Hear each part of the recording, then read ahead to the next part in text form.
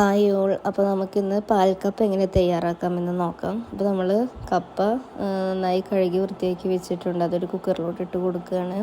ഇനി ഇതിലോട്ട് ആവശ്യമായ ഉപ്പും വെള്ളവും ഒഴിച്ചിട്ട് നമ്മളിതൊന്ന് വേവിക്കാൻ വെക്കുന്നുണ്ട്.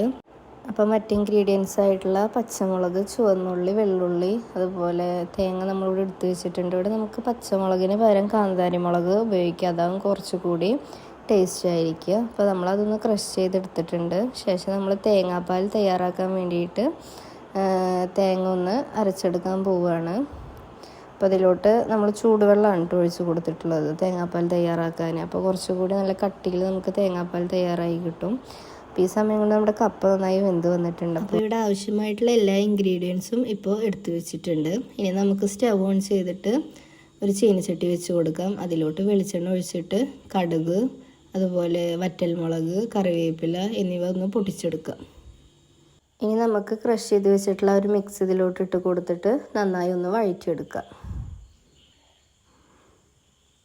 അപ്പോൾ ഇത് നന്നായി വഴണ്ടി വന്നിട്ടുണ്ട്. ഇനി ഇതിലോട്ട് നമുക്ക് കപ്പ ആഡ് ചെയ്യാം. ഇനി നന്നായി മിക്സാക്കിയതിന് ശേഷം നമ്മൾ തയ്യാറാക്കി വെച്ചിട്ടുള്ള തേങ്ങാപ്പാൽ കൂടി ആഡാക്കി കൊടുക്കാം. തേങ്ങാപ്പാൽ ആഡ് ചെയ്തതിന് ശേഷം നന്നായി ഒന്ന് തിളച്ച് വരുന്നത് വരെ ഒന്ന് വെയിറ്റ് ആക്കാം. ഒന്ന് തിളച്ച് വന്നാൽ മതി. അപ്പോൾ ഈ ഒരു ടൈമിൽ നല്ലൊരു സ്മെല്ലൊക്കെ കിട്ടുന്നതാണ്. അപ്പോൾ നന്നായി കുക്കായി വന്നിട്ടുണ്ട് നമ്മുടെ പാൽക്കപ്പ. ഇനി നമുക്കിത് സെർവ് ചെയ്യാവുന്നതാണ്. അപ്പോൾ സൂപ്പർ ടേസ്റ്റാണ്. എല്ലാവരും തയ്യാറാക്കി നോക്കുക. ശേഷം ഫീഡ്ബാക്ക്സ് അറിയിക്കുക. Thanks for watching.